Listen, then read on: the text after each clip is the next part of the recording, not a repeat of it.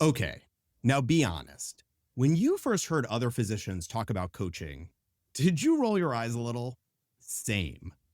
Most of us were trained to be skeptical and trust randomized controlled clinical trials. And yet, what if there's actual, real data that coaching lowers burnout, quiets that lurking imposter syndrome, and helps us feel more human in our work again? Today, we're talking with two physicians who put physician coaching under the proverbial microscope and didn't just find anecdotes. They found evidence. If you've been curious, skeptical, or a little bit of both, this episode's for you. Something feels off. You've built the life, you've hit the milestones, and yet there's that quiet sense that it's not quite what you hoped it would be. I'm Dr. Michael Hersh, and this is the Better Physician Life podcast. This is where we talk about what happens after the checklist is done, and you're actually ready for something that fits. If you've been wondering if there's another way to do this, you're in good company. Let's get into it.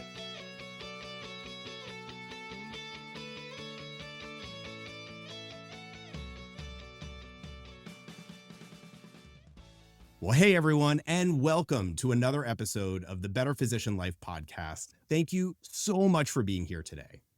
So today, I am super excited to be joined by Dr. Adrienne Mann and Dr. Tyra Fainstad. But before we dive into this conversation, I'd love to start with some introductions.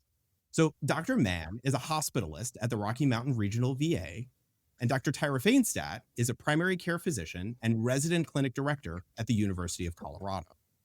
Together, they co-direct Better Together, a physician coaching program that started small and has grown into one of the largest studies ever done on coaching in medicine. Their shared work is about helping physicians move beyond burnout, quiet imposter syndrome, and find a healthier way to thrive, both in medical training and in clinical practice. Adrienne and Tyra, welcome to the show. Oh my gosh, thank you so much. What an intro. Absolutely. Well, you both have done so much incredible work in the space of physician coaching. But before we dive into that, I think we all had that moment before we found physician coaching where we heard people talking about it and thought, this is not for me. I know for sure that was my experience. Tyra, can you tell me a little bit about your experience with finding physician coaching? And were you skeptical when you first heard about it? Yes, that is literally my come to coaching story is one of skepticism. It was back in the early 20-teens, 2014, 2015, and I was a pretty new junior faculty member over at the University of Washington. And I was sort of hitting rock bottom professionally and personally for many reasons, including career burnout. And I had two small kids and was trying to get my feet under me as a mom and a wife and a doctor and potentially a researcher. And none of it was working out the way that I thought it would when I was in training. I remember the day still that I had a friend who was going through coach certification, and she reached out to me very tentatively to ask if I would let her coach me in return for some feedback on the call. And I still remember the feeling where I sort of rolled my eyes and like almost felt sorry for her that she was doing this, because it was like, really? Oh, what is coaching? Like, that's not a real thing. That sort of sounds like a glorified cheerleader. There is no way that this is going to be successful for you. But it was a dear friend. And so I rolled my way into the conversation and said, yes, of course, I will do this for you. And I always say, honestly, more in my life changed in that hour-long conversation than probably in the prior decade. I couldn't believe it. And I came at this, doctors tend to go down a rabbit hole on problems. I had felt myself flailing and had reached out in all different directions to find an answer. I had gathered up all my mentors and I had tried some SSRIs and I had gotten a therapist that didn't go well. And not that I have anything against all of those things. They certainly have their place. But for the brain destruction that was happening to me, none of them were really fitting the need. And had developed a healthy skepticism around mental health and well-being for myself. So I was completely floored in that conversation, very surprised, came out of it, got a lot of coaching on my own, and came out of that really grateful that I had found this tool and that I had learned the lessons I had learned, but also pretty angry that these tools weren't taught to me during medical training or even in junior faculty. It seems wild. The process of like naming and allowing an emotion is not a skill that is taught to doctors. So that's what I came at Better Together with Adrienne. And then how did you two, because Adrienne, I think you have a similar story. How did the two of you end up combining forces? Yeah, I can take that one. My story is very similar and it comes a little bit with a caveat that I had not been recognizing myself in a lot of domains I was in for a long time. And so I came back from having my second kid, had pursued institutional leadership, medical education leadership, parenting, trying to keep my marriage and my family happy all the time.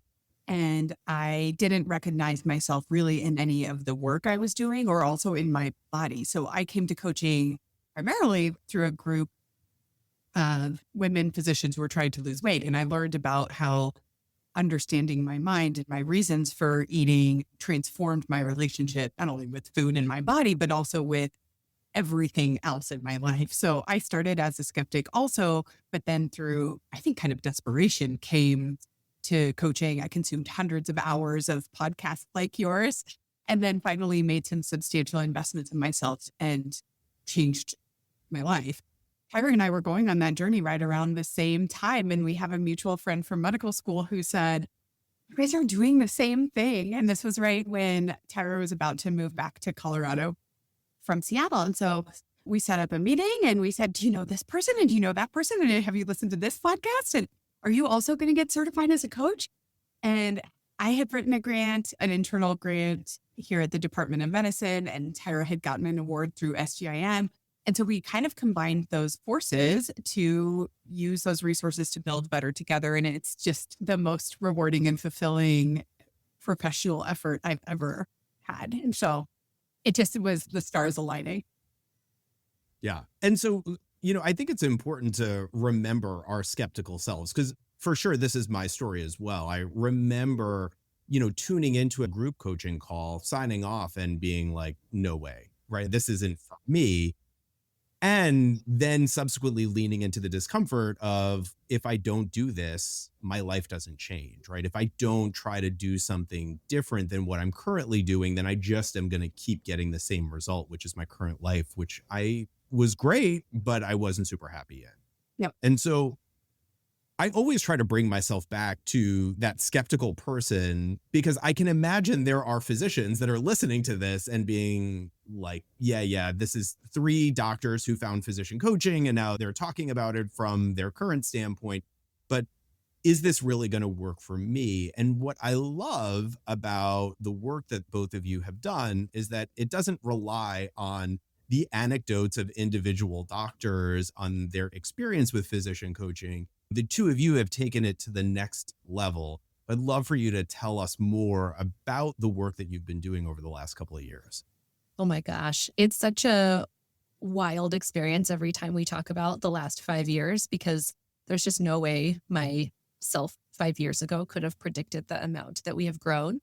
But I think that actually skepticism really laid the foundation for, or at least gave the why for why we went the direction that we did with the coaching program. There are a lot of really fantastic coaching programs out there that everybody knows works by being in them and haven't been necessarily studied rigorously. And so I think we built Better Together for the skeptics. At least that was a huge driver for me in evaluating it as rigorously as we have. The physician coaching community out there is highly variable. It's still currently unregulated. It's not a regulated industry. And that leaves many of us doctors feeling really uncomfortable. I think myself and Adrien included, because we are used to just the most regulated industry. And every single decision we make all day, every day is supported by decades of evidence to or against it. And so you enter this very valuable and helpful facet into the industry, but there's just no evidence. It feels that discomfort, I think, is what we were aiming to mitigate with the design, or at least the evaluation of Better Together. So we built this program for the skeptics, or I should say we evaluated this program for the skeptics. Yeah, we built for our past selves, for the versions of us who really needed it. Would it be helpful if I describe the program real quick and that we can describe the research that we've done? Would that make sense? Okay, so what Better Together now is a web-based group coaching program that started among women GME trainees at the University of Colorado. Tyra's going to explain how we studied it among that population and then among a national population and how we've grown since then. But now we are a nationwide coaching program for physicians and physicians in training, as well as advanced practice providers and researchers across the country. So I think we're at 60 sites, and we partner with institutions to make this program available to their population.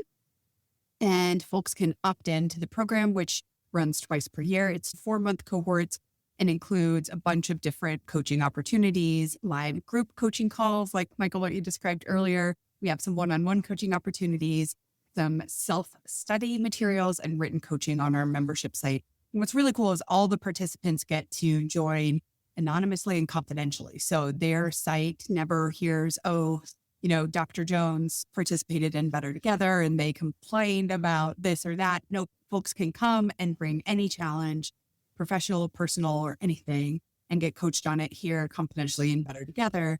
And it's really just a meaningful investment that the institution can make in their physician clinician workforce. The group coaching aspect, I think, sometimes causes physicians to be very timid or nervous or maybe not wanting to speak. And I think these group coaching calls tend to become a community. And rather than being a gossip mill, they become a place where we see ourselves in the other people who are telling their stories. And it is not so much as Dr. Jones was here and this is what he said. This is like, oh my gosh, Dr. Jones was here. And I resonate so much with that exact story. And that is not something that people are going out and talking about. This is the internal dialogue that people have as they're sitting and observing and realizing, oh, wow, it's not just me. Which I think is one of the most incredible things that I personally took away from group coaching, because I spent most of my life thinking like, oh, this is just you. Put your head down, stop complaining, keep going. And to sit in a group of other physicians and realize like, oh my goodness, this is all of us, transformative. Yeah. Yep. Our groups are cohorted. So we run a program for medical students, GME trainees, MD, DO, and PhD faculty, and then advanced practice providers. And each of those happen within their own container. And then on average, once per week, we have a call for all of those populations to join. But in general, you're absolutely right. Like, one of the things that creates psychological safety in the coaching is being among a group of your peers. And it's fascinating to see, not only am I not alone in experiencing my work the way I am, but also it's not just my institution. Like, there's somebody across the country who also has the same challenge. And so it also takes away that concept of like, it's my place that's broken or it's me that's broken. And instead, we can look at how like our collective beliefs of what this work means might be part of what's broken. Yeah, I think you just described that, what I would call the secret sauce of group coaching, Michael. That was a perfect description of it. In fact, our qualitative analysis that we did of a participant experience is titled, "It's Nice to Know I'm Not Alone," or "We're All Going Through It." And that just came up again and again. That normalization and community feel is really, truly, I think, what makes this a more impactful program than just a one-on-one program. Absolutely. And still, right, like, these are essentially anecdotes from the three of us. And then you went and started analyzing what this experience has been like for your cohorts. And I'd love for you to speak to what you've learned, because you've been doing this for a long time now. Yeah. You could summarize it by us learning that coaching works for physician well-being. Without a doubt, I can say that this is the most rigorously studied well-being intervention out there. And when we talk about coaching working, if anybody is familiar with the type of coaching you do, Michael, it is exactly the same type of coaching that we're delivering inside of Better Together. All of our coaches currently were trained at the same coaching institution and we're certified in the same way. And so we're delivering this very metacognitive or thinking about your thinking type of thought work, which is the same type of thought work, of course, that you're doing here, Michael. So I can say that method of coaching works for sure. When we first started out, of course, we imagined that we'd offer this kind of like in-person fireside cozy chat to a group of residents here at the University of Colorado. And then the pandemic hit. And that was honestly, of course, a curse in many, many ways, but a blessing in terms of our creativity for how to deliver this program. It forced us to pivot to an all online model, and it allowed us to think a lot bigger than the fireside chat would. And so that first year, we decided to offer this to 100 people. And when we hit those triple digits, we thought, I wonder if we're allowed to just like randomize these people and in RCT. Could we do that? Neither Adrienne and I identified at all as researchers, but of course we're clinicians, so we know what an RCT was. We were putting names through a random number generator in Google. Is that how we randomized them? And the IRB was like, yep, that seems fine. So we just did it. We somehow ran a fully randomized controlled clinical trial and compared a half of them, which we enrolled at that time, spring cohort, to a waitlist control who also enrolled, but we said, nope, hang on a second. We're going to evaluate you before we give you the coaching, which then they got in the fall of that year. And we measured before coaching and then after coaching for both groups, metrics of well-being, which we still continue to measure every single time we run this. Our main one is burnout, but we also measure imposter syndrome, moral injury, self-compassion, flourishing. We've added on a whole bunch of other well-being metrics since then, but those are sort of our mainstays. And we showed that the people who got coached had a major statistically significant drop in most of our well-being metrics, all three facets of burnout in that pilot study, a curative reduction in imposter syndrome. So most went from having it to then not having it on that standardized scale. After doing that, we were like, gosh, we could coach people in these virtual Zoom rooms. You know, we could coach 10 of them or we could coach 1,000 of them. It doesn't matter. We're still sort of going through the same number of people in front of each other. And so the amount of people that watch or listen to it is the same amount of work for us. So let's just go really big. We scaled up, did the exact same trial with 100 residents and fellows across the country, showed even more and bigger statistically significant results. So now we're improving the burnout score 7 points, which to my knowledge is like the most points any well-being intervention has taken a burnout score in a group of resident physicians who are notoriously hard to help. And we hit statistical significance in every single outcome we looked at. And just to clarify, that was 1,000? 1,000. Because 100. Oh, sorry, 1,000. Yeah, I'm sorry. It was over 1,000. Over 1,000. Over Yes. 1,000 residents and fellows across the country, 26 graduate medical education programs. So we showed that it's generalizable in that group. And then we started talking with these programs and they were like, gosh, this is so great. Thank you so much. But where is this for the faculty? Where is this for the attendings? Like, we're not well just because we're not in training anymore, which of course resonated with us. And so that was the next jump that we made, which wasn't hard. We certainly rebuilt our curriculum to be applicable case-wise for attending physicians, but the thoughts and feelings that attendings deal with are not actually different from med students and residents. It turns out that you don't feel much better the higher up you get. And so we ran that pilot randomized control trial here in almost 200 faculty physicians at the University of Colorado, and again showed the same improvements we saw in residents. This time they came to us with bigger improvements in depersonalization. Residents had bigger improvements in emotional exhaustion. We could pontificate forever on why that might be, but we also helped with imposter syndrome. We improved flourishing. And since then, our research team has grown a ton and we've been able to complete randomized control trials also in medical students at 5 medical schools across the country and in APPs in 2 institutions. And both of those trials also showed positive results in well-being and measures of distress among all those groups. So that's who we coach. Everybody we coach, we've shown in an RCT, academic gold, that this actually works on validated scales. Where we've taken it now is trying to understand why in a scientific way. We know why personally for us, but is there a theme? Is there some grounded theory analysis we could do? So we're exploring recordings of coaching calls. We're exploring one-on-one or focus group interviews with participants. We're exploring really fancy things like mediation and moderation analyses to see if we can find the drivers of well-being and distress in all these groups and why coaching might actually help in those reasons. It feels like we are studying this with the same sort of detective glasses that like a cancer researcher is trying to understand, why is this cell replicating? What exact enzyme is it? It's like, why is this helpful? What exact thought pattern are we nudging in this program? So it's really fun. A lot more interesting to me than cancer cells. That's incredible. I'm curious.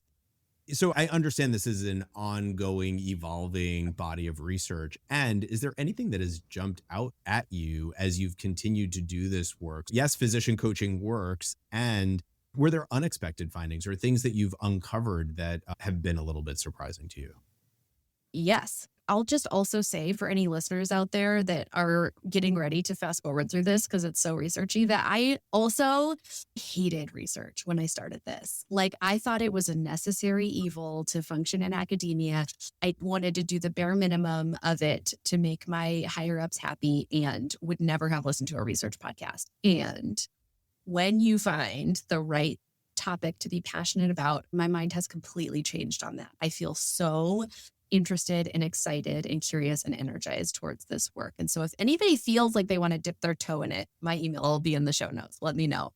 But yeah, there have been some surprises. So while the themes of suffering that students, trainees, physicians, even very senior physicians struggle with tend to be the same, it's all some iteration of I'm not enough. And what does that look like for you is different.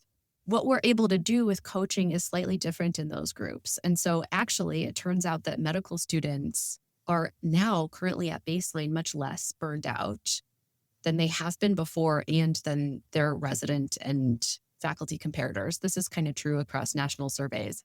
But so instead of mitigating their burnout, Better Together is improving their self-compassion and flourishing in that group. Whereas in practicing residents, fellows, and physicians, we're really working more in the burnout, moral injury sort of storm that has been created by a multitude of factors. And so it does hit different facets differently. And that was surprising.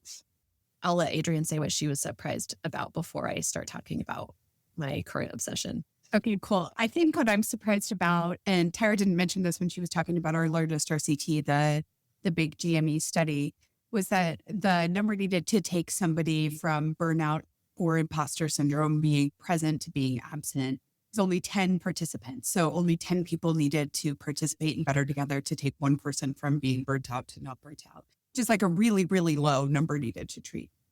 One of the things we know is that it's actually a minority of people who ever raise their hand for the live or active components of our program. The vast majority are more passive consumers of the coaching. So maybe they're listening to the podcast, but never raising their hand, or maybe they're doing the work on their own, but that's not a metric that we're measuring or capturing.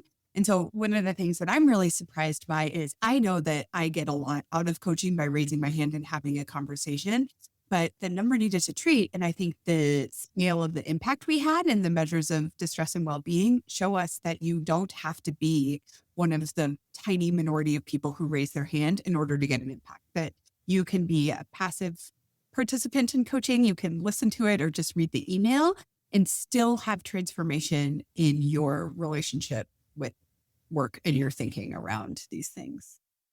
So that's like huge to me, because I think the majority of people think, okay, I'll sign up for this thing like begrudgingly because I'm a little bit of a skeptic and I don't know what this is all going to be about. And I'm going to don't count on me to speak up. But even those people have their needle moved. So I love that. I will pick up from there and just say a sneak peek, as I mentioned, into this work of why coaching works. The theme that really kept jumping out at us across our qualitative endeavors had been that it seems like, and we know this from being coaches also, but it seems like we're really helping participants guide towards their inner purpose, or what we might call their intrinsic motivation. And physicians are a group of people that are really used to being motivated by external things, bosses or supervisors or a paycheck or a patient need or whatever needs to be, or a lot of different external drivers, hospital systems.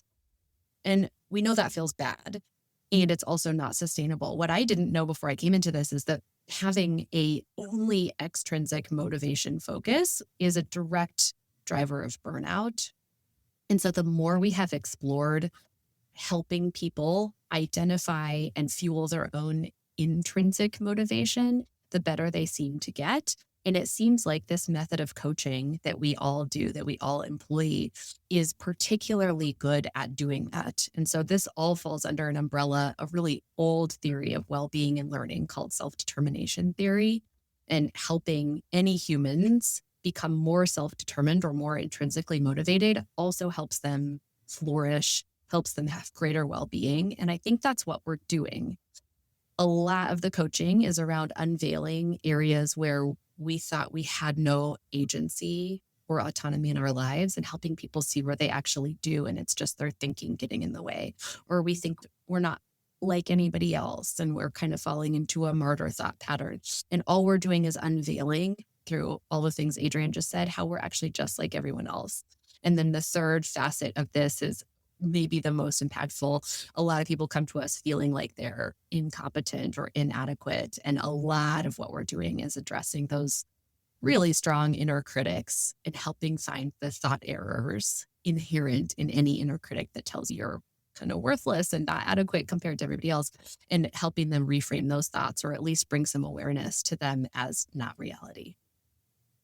Yeah, I think what you are very much speaking to is how the physician personality develops, right? So it starts with like a gold star in kindergarten where you're like, oh, I get praised for doing a good job. How do I keep getting praised? And we tend to, over the course of our careers, continue to build on the dopamine of achievement and getting gold stars.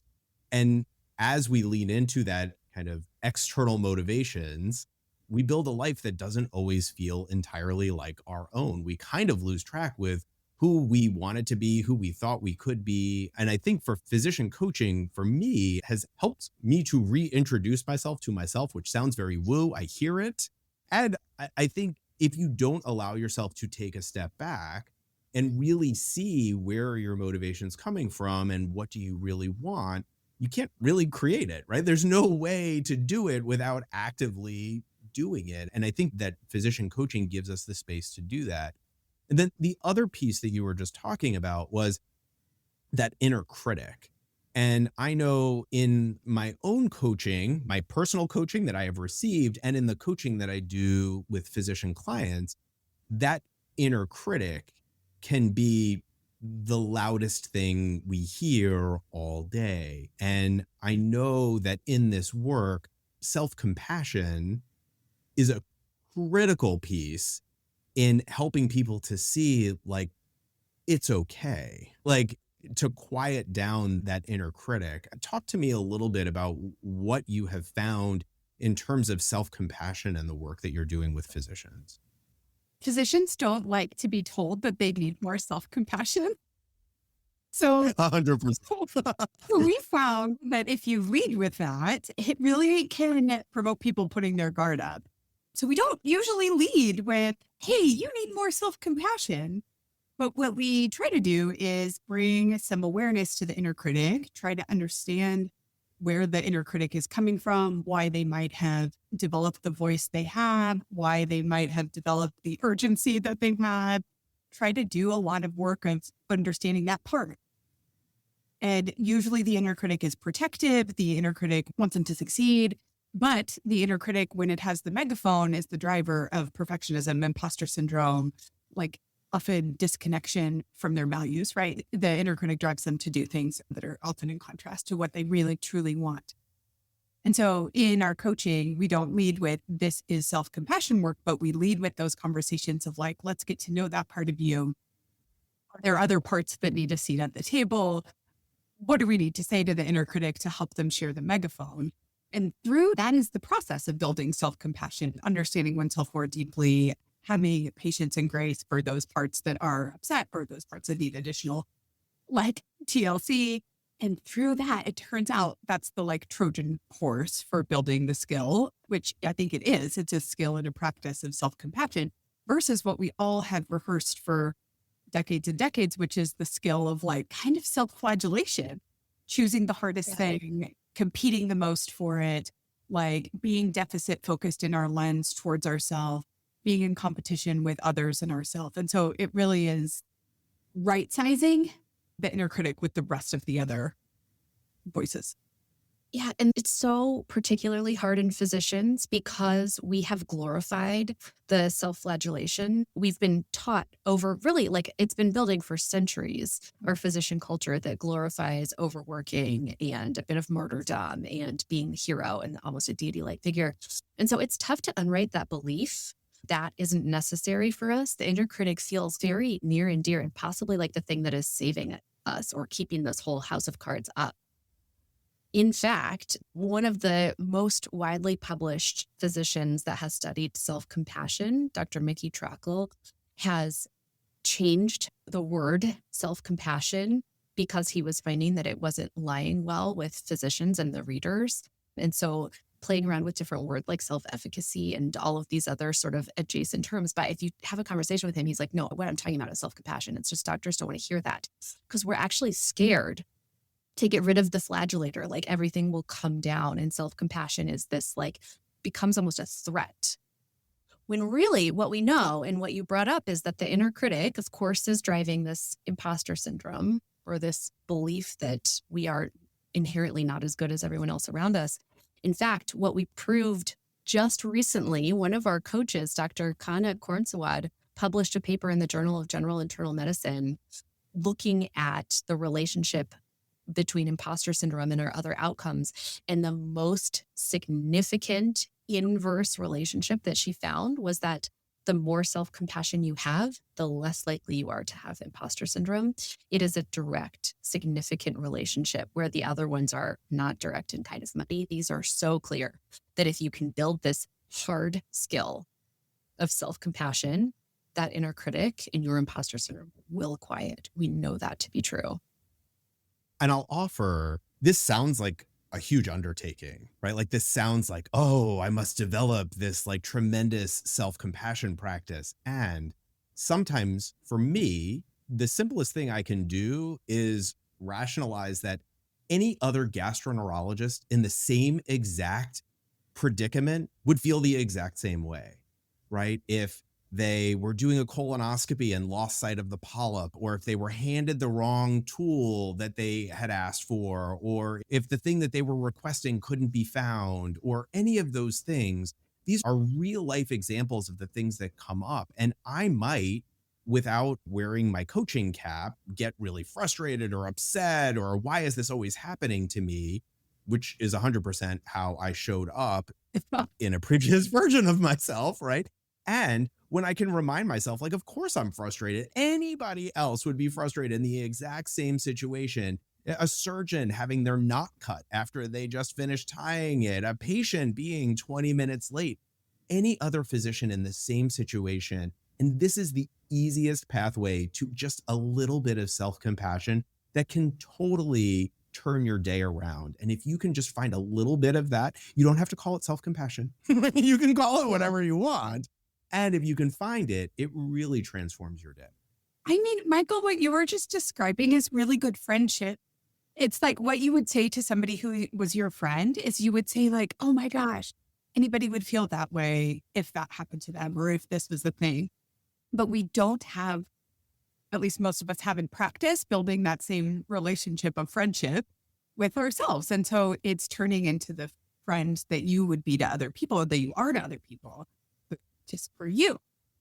I mean, it also means you have to allow the frustration to exist because you're saying, yeah, it makes sense. And so you're almost welcoming it into your experience, which is very counterintuitive to doctors who like to fix or solve for an uncomfortable experience. So selling people on allowing the frustration to be there as a mechanism to get through it faster and better is tricky and not intuitive when you really want to fix the circumstance so the frustration goes away.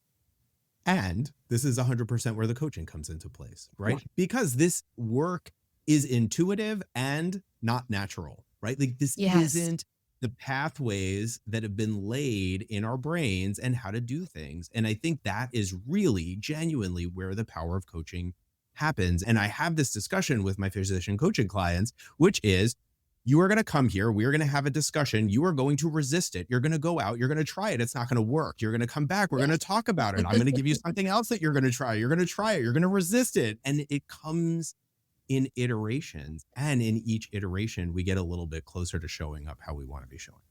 Yeah. What a great evolution of coaching. True. As we wrap up, are there some major takeaways that you want the audience to walk away from this episode knowing? Oh, man.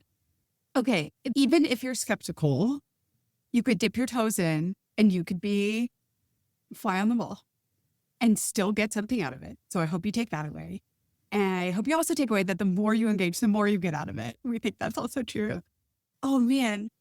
I guess like another thing is that there's never an end to it. Like I feel very grateful to have a community of people around me now also doing the same work. And it's really cool to see how, even though we talk about the same concepts over and over, that those concepts evolve as I move through my life and my relationship and different things in work. And so while it can feel like, oh, there's so much work still to be done, there's a tremendous and supportive community of people who help me do that and continue my evolution and growth. And being part of a program like yours is that. So even though sometimes it feels like a huge mountain to climb, like, yes, and you get to climb that whole mountain and you do it with other people like you, and it's amazing. I would leave people with the lesson I keep learning over and over again. And it was actually that first aha moment to me in that very first coaching call from my friend that I rolled at. And it's the fact that you don't have to believe your thoughts just because you're thinking them. Which was like, nobody told me that.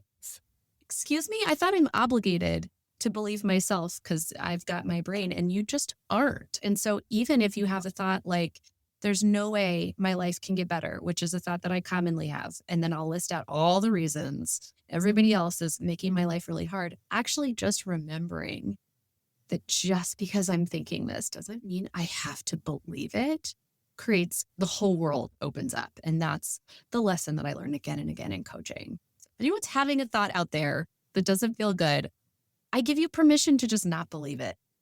I give it to you. I love that. And I'm going to offer to you, one of my physician coaching clients summed this up beautifully. He said, my brain sells me stories like they're facts. Yes. And I just thought, wow, I couldn't have said it more eloquently. And so you don't have to believe everything, every story that your brain is telling you. And it really, again, it can transform everything. And again, you know, a plug for physician coaching is that you can be a fly on the wall, and your worst case scenario is your current life. Because if it does work for you, like we are anecdotally telling you, and like the data shows us in your studies, your worst case scenario is your current life. But in the best case scenario, your entire life shifts like it has for the three of us. I would love for you to tell the audience how they can learn more about both of you and Better Together, your studies and your research. You can find us at bettertogetherphysiciancoaching.com. Through that site, you can send us an email. We're happy to put up a meeting with anybody who wants to bring Better Together to their workplace. We will send a link for our research page where you can really explore more about what we do when we're not coaching. And we hope to hear from you. Yeah, please reach out. Happy to share our institutional email addresses also, and just love hearing stories, hearing reflections. If you had a big aha thought, those are just the happiest emails that we get. Would love to connect. Amazing.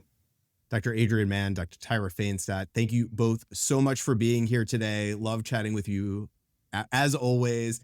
To the audience, thank you so much for spending some time with us today. I'll see you on the next episode of Better Physician Life. Take care.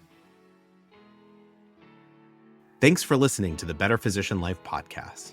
If you want to learn more, check out my website, www.betterphysicianlife.com. And if something in this episode sparked something in you, don't let it end here. Subscribe to the show and leave a review. It really does help. And maybe send this episode to a colleague who seems to be carrying more than they're letting on.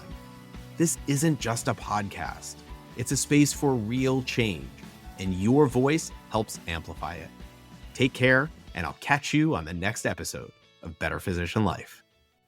This podcast is here to stir the part of you that knows there's more out there and wants to go find it. It's a space to think differently, not diagnose, treat, or prescribe. Listen with your gut, then talk to the people and professionals who know you the best.